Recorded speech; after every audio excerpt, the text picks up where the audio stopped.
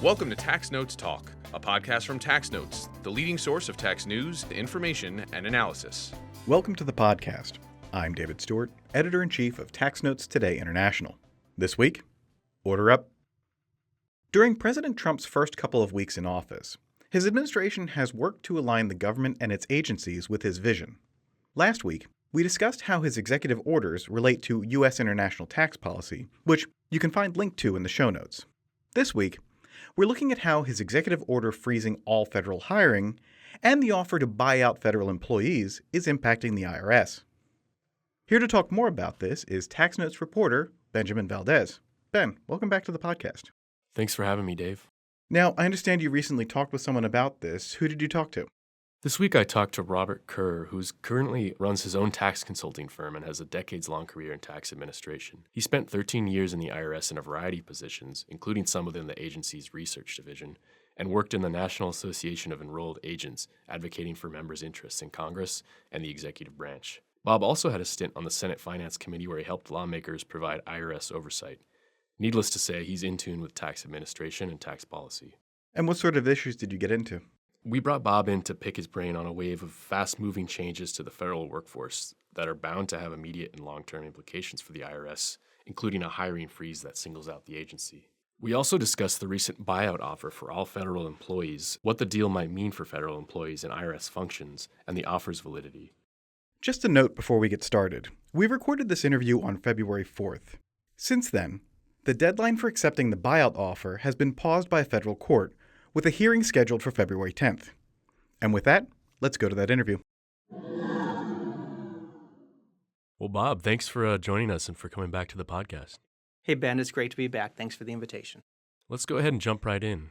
2 weeks ago, President Trump issued a flurry of executive orders that aim to reshape the federal workforce. Among them, a hiring freeze for all federal agencies with one caveat. The IRS can't start hiring again until the administration believes it's in the national interest to do so. What sort of signal does this singling out the IRS in this order send, do you think? Well, at first I was going to say that it was a love note. It was a little love letter to IRS saying that we think you're really special. I suspect that if I'm at 1111 Constitution, I'm not feeling I'm not feeling special in the good way right now. Now, obviously, in seriousness, it's not what great news looks like to IRS. What it actually means versus what it might mean, there's some distance there, and nobody knows what it will mean functionally. Well, as we know, the agency has been in the middle of a massive effort to expand its ranks using Inflation Reduction Act funds. And the National Taxpayer Advocate reported that it was just about an increase of 10,000 employees since the start of fiscal 2024. What sort of downstream effect could this freeze have on that effort to increase the amount of employees at the agency? When we look at the hiring freeze, I think what folks in the tax professional community tend to do is scope it in really tight. And so it's January when this happens, and tax professionals are concerned about the current filing season, for which I would assume all the hiring has already been done. So it is a bit in that case like the proverbial closing the barn door after all the animals have left. So for the immediate future, I don't know that it means all that much. On a broader base, it's a huge issue for the agency because it is indiscriminate. It is all hiring, not just focused hiring. Former officials have said that this could affect attrition at the IRS, which is an existing problem, and it has been for years, with some of that including leadership turnover and competition with the private sector. When it comes to attrition as a way of reducing workforce, do you think it's effective? Well, Ben, it's effective in reducing workforce. But the question that it prompts me to ask is it a good way to reduce workforce? I'd suggest to you that it's a terrible way to reduce workforce. Again, it's indiscriminate. And I suspect we'll also get into another of the EOs later. And then both of those large EOs suffer from the same fundamental issue. Well, they suffer from a lot of issues, but the commonality is that there's no distinction on which slots the agency needs or doesn't need or will fill or won't fill. So once again, you lose bodies by attrition, which is what the agency did for many years, and between 2010 and 2020. Last week, we saw this mass email go out from the Office of Management Personnel offering employees to either they can resign and get paid through September. All they have to do is reply to the email with resign in the subject line. And this has sort of sparked a lot of concern from members of Congress and also just other observers, including the unions for federal employees. And members of Congress have been concerned that it might not even be legal. And do you think there's some validity to that? Well, Ben, I am not your attorney, nor am I the attorney of anyone listening, and what follows is not legal advice.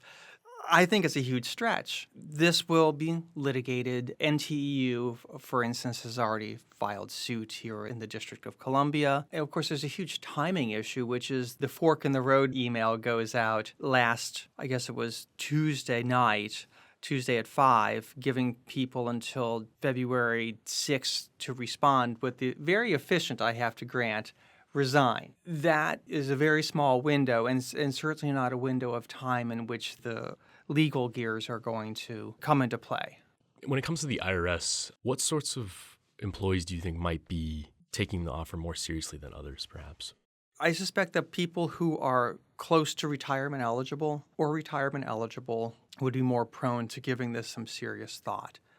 The National Taxpayer Advocate, who evidently we're going to be quoting a bit today, wrote that some 18% of the IRS workforce is eligible today for retirement. And I looked at the IRS data book for the fiscal year 23, suggested that IRS had some 84,000 employees. And so, you math that out, and it's up to 15,000 folks who are eligible to walk out the door today. It seems reasonable to assume that those people are more inclined and more incented to take this proposal seriously.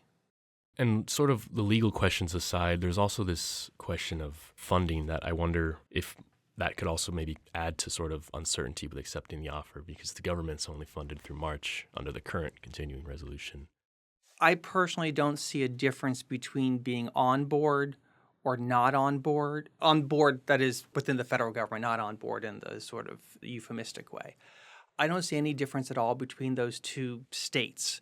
If we get to the CR expiration on the 14th at midnight of March and Congress can't get it together, I believe that folks who are reporting to duty and folks who are on what I would assume is administrative leave would be paid or not paid in the same fashion. If I could, though, on funding, and this ties into an issue you raised earlier with members of Congress, there is a question that to me seems real, at least. What is the authority that this administration or any administration has to put people on 8-month stints of admin leave? By what authority can the administration pay people for not working for 8 months? Because when I first heard this question about funding and how do you pay for it, my simple answer was listen, the way this, quote, buyout is structured, it has everyone off board by September 30th, which is not a date drawn at random. It's the last day of the fiscal year. So arguably, we were going to pay these people whether they showed up or they didn't show up. And therefore, we have the money to do either. Now, do we have the authority to do either? That's a different question that I'm not hearing kicked around as much as I would have thought.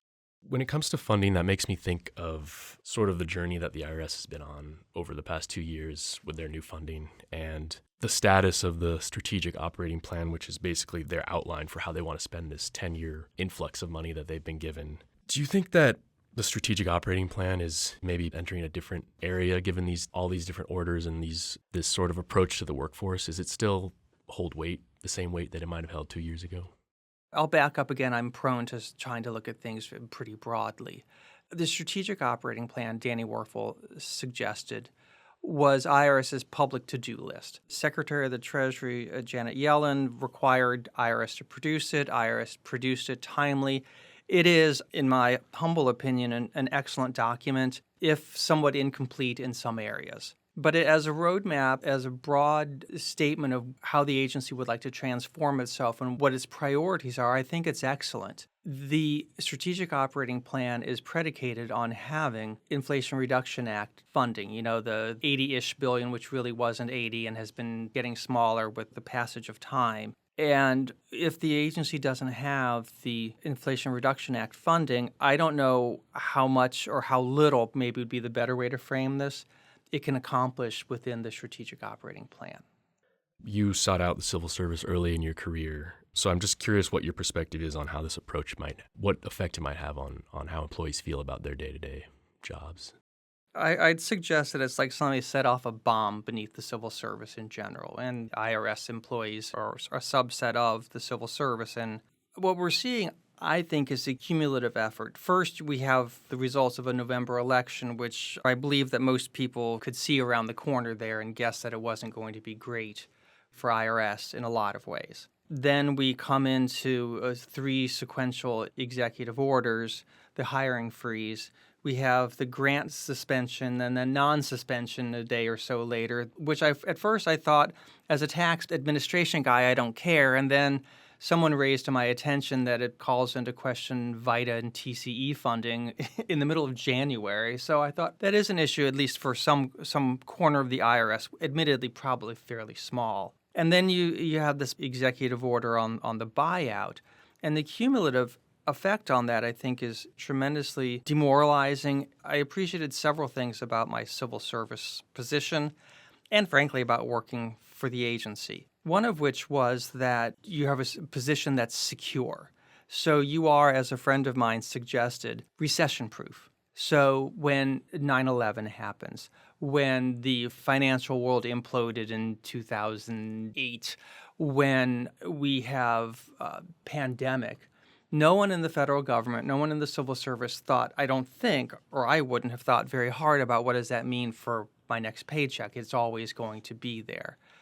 And it's a tectonic shift in the way that I think a lot of civil servants are thinking. One of the other pieces that I think is profoundly unsettling is the confusion around the buyout itself. Is it real? What if I do, resign and hit the send button? I always like to use the Charlie Brown and Lucy and football analogy. So can I be Charlie Brown to the federal offer from Lucy and actually run at the ball and kick it? That's in question. And so how do you take the buyout if you're not certain of the result there? Support for this podcast is provided by the University of California Irvine School of Law Graduate Tax Program. This preeminent and innovative program prepares students to practice tax law at the highest level in the U.S. and abroad. Featuring a low student-to-faculty ratio, cutting-edge technology instruction, and dedicated career support, UC Irvine's graduate tax program helps prepare students for a future in tax law. Program graduates are placed in top tax-related industries, practicing law in many major U.S. cities. Applications are open now. For more information and to apply to this highly selective program, visit law.uci.edu/gradtax. That's law.uci.edu/gradtax.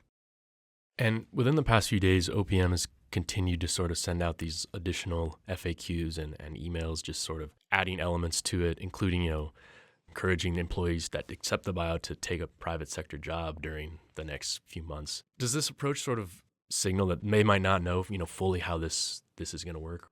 To me, it signals moving fast and breaking things. So OPM comes out with the all-employee email, says you've got 7-8 days to decide whether you're going to resign. And oh, by the way, that's a lovely job you have there. It would be a shame if something happened to it later, and we can't guarantee that it won't. Remember that part of this email. One could, I don't think unreasonably, parse the message as part threat. So what we're also seeing, given a move fast and break things, a natural result is following up with FAQs. Because you were moving fast, and so folks raise, well, what about this, what about that? And so you come out with FAQs. One of my struggles with FAQs is that they're not binding. So this has been an IRS issue for years because it takes a long time for IRS to issue guidance. In the interim, and appropriately, the agency wants to provide some sort of frame, and so the agency comes out with FAQs. Then we as tax professionals, who are a rather cautious bunch of folks, say, but wait a minute, an FAQ isn't worth the paper it's not printed on. This evolves over time, and IRS issues a proclamation, I forget how they did this, saying we won't summarily erase FAQs. If we change them, we will archive, and it is not unreasonable to rely on them. So all of that comes in, but that happens over a longer arc, right? In this case, you've got a week. And so what do I do with FAQs? They say the right things. They say, we'll pay you while you get another job or go on vacation or whatever. We love you. Go and thrive somewhere else. But at the end of the day, how do you make a rational decision in that environment? I know we frequently hear the idea of living in unprecedented times, but I wonder if there is really a precedent for a government-wide offer like this sent via email. No, it is. This is de novo. This is sui generis. So we have folks, again, coming in who want to move fast and break things. And with the goal of efficiency, I guess, it seems to me that the largest goal is simply to reduce the size, reduce the footprint of the federal government, which, if that's what this administration wants to do, I suppose that's theoretically fine. The way it is going about it is to me, deeply troubling simply because it is, to say unorthodox would be to miss the point. It is careless. So what we don't know then is what happens if every meat inspector at FDA decides to take up the offer. Is that okay? I wouldn't use IRS because what happens if every revenue agent takes up the offer? And some folks would say that's fine by us. I'd suggest that it's an undesirable result. And the IRS isn't a stranger to being singled out or targeted for certain reasons, whether it's by, Congress or other stakeholders. But there's frequently this sort of line drawn between enforcement and service, and critics of the agency and, Republicans in Congress who want to reduce the size of the agency frequently target enforcement as the area that should be most affected, whereas, service should stay. Are the lines between those two functions, are they maybe as cut and dry as some might make it seem? I listened to former Commissioner Charles Rosati make this statement publicly where he suggested that the distinction between enforcement and service is an unfortunate one that we make and fairly arbitrary. So if IRS sends out a notice saying, we see you haven't filed your tax return, is that enforcement? Is that service? And perhaps that's not an excellent example, but it is an example of something that looks like post-filing work. And is all post-filing work post when you were supposed to file work? Is all that work enforcement? When anyone at IRS picks up a phone, is that always service? The agency functions in that way, I believe, because it receives 4 appropriations, one of which is enforcement, one of which is service. And so, you're gonna fund taxpayer service out of the service bucket, and you're going to fund exam out of the enforcement bucket. The fact that the agency is appropriated that way, or it has been for some period of time, doesn't mean that it needs to be appropriated that way, that it is wise to be appropriated that way. It's just that it is appropriated that way. Going back to the OPM memo, the biggest opponents include the unions that represent the federal workforce, including, we mentioned NTU earlier. They represent the IRS and a few over 30 other agencies. They've urged members not to take the offer, and they've said there's a lot of legal questions to it. What stake do the unions have in this whole question? Obviously, the union is not an impartial observer. On the one hand, the union exists to protect, promote its members. On the other hand, when it has fewer members, it becomes smaller itself. So all things being equal, one could at least posit that the union benefits from people staying and is diminished by people leaving. The fact that the advice that the union is offering appears to be self-serving does not, however, make it bad advice. In addition to the hiring freeze and this offer from OPM, we also saw an order from President Trump to basically revive Schedule F, which was something he attempted to do in his first administration and would allow agencies to move employees into this new schedule and essentially remove their civil service protections. And how does this sort of add to this approach to trying to reduce the workforce and come in, with sort of these like shock and awe measures? There's just a tremendous amount of pressure being brought to bear on the federal workforce and, by extension, on IRS. Pressure from the hiring freeze, the pressure from the suspension and resumption of grants, the buyout. The other environmental factors here is that, listen, the agency, its commissioner walked out halfway through his term. That's not what's supposed to happen. We're closing in, and we referenced this earlier, though, in a different tack on the FY25 budget. We're on a CR right now, and the CR expires in the middle of of March. And so once again, the agency doesn't know what its funding is for the year. And I'd suggest to you that the funding for FY25 is not nearly as important by this point as is the funding for FY26. What does that budget look like? I don't think we've seen anything come out of either chamber on what that looks like. But, you start looking at the over-under on $12 billion, and I'd be hard-pressed not to take the under. For IRS employees, I think that the pressure is particularly severe. And going back to a comment I made earlier about so much of the IRS workforce being eligible, well, that is a chunk. You're closing in on 1 of 5 being eligible to retire. Those folks have not retired. Each one of them has a reason for not retiring. I would guess that at least some non-trivial portion of them are because they believe that what they are doing is important. They find it rewarding. They believe that the federal tax administration system is moving in the right direction. They want to be part of IRS's transformation. So when folks are eligible and they don't leave, there's some there. And when it comes to the IRS just attracting people that want to work in the agency, I imagine some of this isn't really encouraging to those sorts of people. I mean, I know that, offers that were accepted by prospective applicants have already been rescinded because of the freeze and whatnot. I mean, do you think that's possibly just discouraging to certain people that wanted to join public sector? I suggest to you that there's already been a pretty substantial headwind anyways. The process for applying for a federal job, the process for applying for an IRS position, it's not like private. It's not like you print out your resume and, I'm old school, you put a stamp on it and send it in. It's not that at all. So you have to sort of twist yourself into a pretzel in order to complete the form, the online form, and then you wait, and you wait, and you wait, and you wait.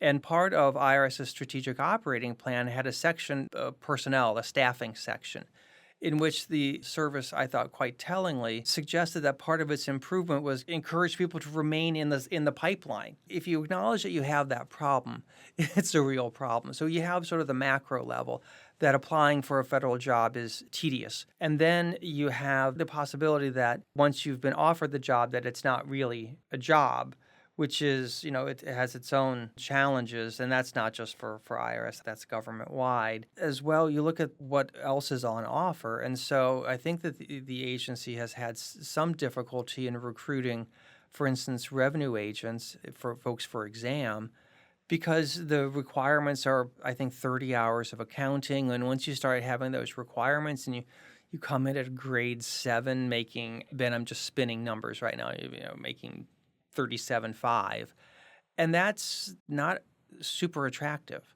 So we have the confluence of events. We have a competitive employment market, and we have a process that's difficult to onboard with the agency.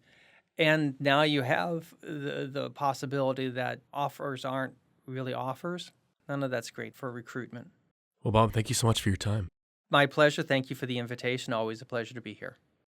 That's it for this week. You can follow me online at TaxStew, that's S-T-E-W, and be sure to follow at TaxNotes for all things tax. If you have any comments, questions, or suggestions for a future episode, you can email us at podcast@taxanalyst.org. And as always, if you like what we're doing here, please leave a rating or review wherever you download this podcast. We'll be back next week with another episode of Tax Notes Talk. Tax Notes Talk is a production of Tax Notes. You can learn more about us by visiting www.taxnotes.com/podcast. When major media wants the straight story, they turn to Tax Notes. Thank you for listening, and join us again for another edition of Tax Notes Talk. Want more like this? Subscribe for more tax videos. Special thanks to our executive producers Jasper Smith and Paige Jones, showrunner and audio engineer Jordan Parrish, and audio engineer Peyton Rhodes.